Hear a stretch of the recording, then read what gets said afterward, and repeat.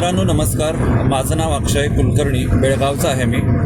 तर मी यूट्यूबवरती खूप व्हिडिओज वगैरे करायचो, पॉडकास्ट वगैरे करायचो, पण मला वेळ मिळत नव्हता. त्यामुळे मग मला ते कंटिन्यू करता आलं नाही. आणि आता ट्रॅव्हल करता करता जो मला वेळ मिळतो आहे त्याच्यामध्ये मी परत एकदा माझी मतं मी मांडणार आहे आणि फ्रिक्वेंटली मी या विषयांवरती बोलण्याचा प्रयत्न करणार आहे. तर बेसिकली सुरुवातीला थोडंसं माझ्याबद्दल मला तुम्हाला सांगायचं आहे की मी सुरुवातीला BJPचा प्रमोटर होतो. मी संघासाठी काम केलेलं आहे, BJPसाठी मी काम केलेलं आहे. 2014मध्ये मी BJPसाठी अगदी सक्रियपणे काम केलेलं आहे. माझं बॅकग्राऊंड मीडियाचं राहिलेलं आहे आणि माझ्यावरती सावरकरांचे वगैरे विचार, त्यांचे संस्कार, विचारांचे संस्कार माझ्यावरती राहिलेले आहेत. त्यामुळं भारतामध्ये हिंदू जे आहेत त्यांच्यावरती होत असलेला अन्याय आणि वैश्विक पातळीवरती भारतामधला हिंदू आणि भारत हा जिवंत राहणं का गरजेचं आहे, ह्या सगळ्या कन्सर्नवरती मी नेहमीच बोलत आलेलो आहे. कालांतराने माझ्या असं लक्षात आलं की BJP हा पक्ष खूप चुका करतो आहे आणि त्याच्यामध्ये ज्या वेळेला मला आठवतं आहे पंजाबच्या निवडणुका झाल्या होत्या आणि त्याच्यामध्ये BJPचा परफॉर्मन्स खूप वीक होता, तेव्हा पहिल्यांदा मी ओपनली BJPला क्रिटिसाईज करायला चालू केलं होतं. खरं तर काय असतं, एकदा आपण एका पक्षाला, एका आयडिओलॉजीला फॉलो करायला सुरुवात केली की नंतर टर्न घ्यायला लोक घाबरतात. घाबरण्याचं काहीच कारण नाही. आपल्याला हिंदू धर्मासाठी काम करावं लागणार आहे, आपल्याला भारतासाठी काम करावं लागणार आहे आणि भारताचं भविष्य कसं उज्ज्वल राहील, भारत कसा विश्वगुरू होईल, याच्यासाठी आपल्याला काम करायचं आहे. मग हे करत असताना BJP आणि ह्या सगळ्या गोष्टी, संघ, याच्यामध्ये आपण अडकून नाही पडायला पाहिजे. जर मला इंडिव्हिज्युअली वाटत असेल BJP चुकतोय तर ते मी मान्य केलं पाहिजे. सो असं मी BJPला क्रिटिसाईज करायला चालू केलं, पण मला कन्फ्युजन होतं खूप जास्त की मी बरोबर करतोय की मी चुकीचं करतोय. असंही असू शकतं की माझे विचार चुकत असतील, मला समजत नसेल, असा सगळा माझा विचार होता. आणि ह्या सगळ्यामध्ये ना एक BJPला सपोर्ट करणारी एक लेखिका आहे, खूप फेमस आहेत त्यांच्याशी मी फोनवरती बोललो आणि त्यांनी मला खूप वाईट पद्धतीने थुतकारलं त्यावेळेला. त्याच्यानंतर आमच्या कर्नाटकमध्ये एक समाजसेवक आहेत, सो कॉल्ड समाजसेवक, ते पण BJPसाठी काम करतात, डायरेक्टली काम करतात, पक्षामध्ये नाही आहेत ते. त्यांच्याशी मी बोललो, त्यांनी पण सेम केलं मला. म्हणजे त्यांनी माझ्या प्रश्नांची उत्तरं देण्याऐवजी ते मला खूप वाईट थुतकारत होते.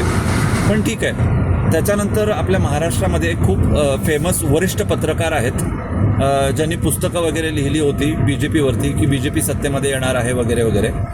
आणि ते सुरुवातीला न्यूजपेपरमध्ये आर्टिकल्स वगैरे लिहायचे, पण जसं डिजिटल आलं तसं त्यांनी खूप जास्त बूम केलं. तर त्या पत्रकारांशी पण मी बोललो, ते BJPला समर्थन करतात. त्यांच्या व्हिडिओजमध्ये शरद पवार, राष्ट्रवादी काँग्रेस, उद्धव ठाकरे एवढं सोडून दुसरं काही नसतंच. म्हणजे काही झालं तरी फक्त ह्याच विषयावरती ते बोलत असतात. सो मी त्यांच्याकडनं क्लॅरिटी घेण्याचा प्रयत्न केला आणि या व्यतिरिक्त पक्षाच्या आतमध्ये अनेक लोकांशी मी संपर्क साधण्याचा प्रयत्न केला. जनरल सेक्रेटरी लेवलचे जे लोक आहेत, म्हणजे जिथपर्यंत मी पोहोचू शकतो तिथपर्यंत मी पोहोचण्याचा प्रयत्न केला आणि मी क्लॅरिटी घेण्याचा प्रयत्न केला की नेमकं काय चाललंय, पण मला कुणीही उत्तर देत नव्हतं. सो मी माझ्या पद्धतीने BJPला क्रिटिसाईज करणं हे माझं कंटिन्यू ठेवलं. आता कॉन्टेक्स्ट असा आहे की जे भारताचे CGI आहेत, सूर्यकांत, जस्टिस सूर्यकांत, त्यांनी कॉकरोच अशी एक उपहासात्मक संज्ञा भारतातल्या युवकांच्यासाठी वापरली आणि त्याचं निमित्त म्हणून मग पूर्ण BJP सरकारलाच लोक टार्गेट करायला लागले.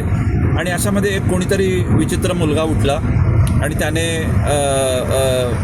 कॉकरोच जनता पार्टी नावाचा एक पक्ष स्थापन केला. हा पक्ष निवडणुका वगैरे नाही लढणार आहे, पण या पक्षाच्या माध्यमातून तो लोकांच्यामध्ये जो असंतोष आहे तो बाहेर काढण्याचा प्रयत्न करतोय. आता ह्या सगळ्यामध्ये गंमत अशी आहे की त्याने पक्ष लॉन्च केला, 3-4 दिवसामध्येच त्याचे फॉलोअर्स मिलियन्समध्ये गेले. आणि ते फक्त मिलियन्समध्ये नाही गेले तर BJP हा जो पक्ष आहे त्याच्यापेक्षाही त्याचे फॉलोअर्स वाढले.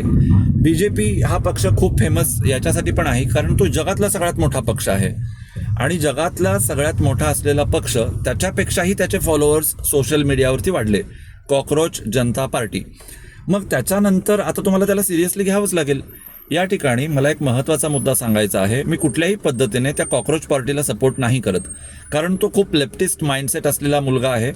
तो आम आदमी पार्टीसाठी काम करत होता की अजूनही करतोय, आय डोंट नो, पण त्याचे कनेक्शन्स आहेत आम आदमी पार्टीसोबत आणि तो एक फालतू मुलगा आहे, तुम्ही त्याला कधीच सपोर्ट नाही करू शकत.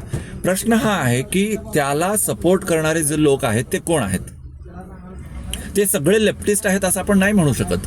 आता इथं खरी गंमत आहे, ज्या वेळेला अक्षय कुलकर्णी बीजेपीला क्रिटिसाइज करत होता त्यावेळेला तुम्हाला खटकत होतं, पण आता ज्या वेळेला तुमच्या पक्षापेक्षाही त्याचे फॉलोअर्स जास्त झाले, आता तरी तुम्ही सिरियसली घेणार आहात की नाही, की पाणी डोक्यापर्यंत जाईपर्यंत तुम्ही वाटच बघणार आहात. बीजेपी पक्षाने मला स्पष्ट दिसतंय डोळ्याला की हिंदुत्वाचा प्रचंड नुकसान केलं बीजेपीने.